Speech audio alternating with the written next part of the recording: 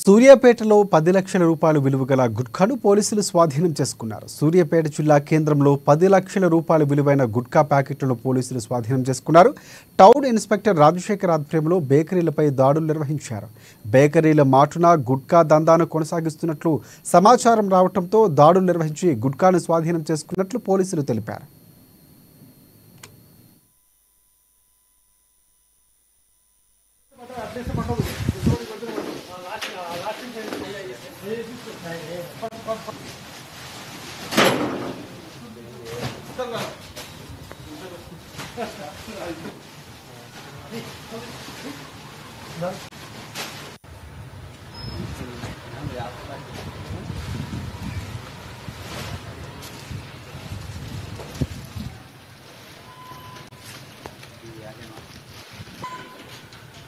sir చూడండి sir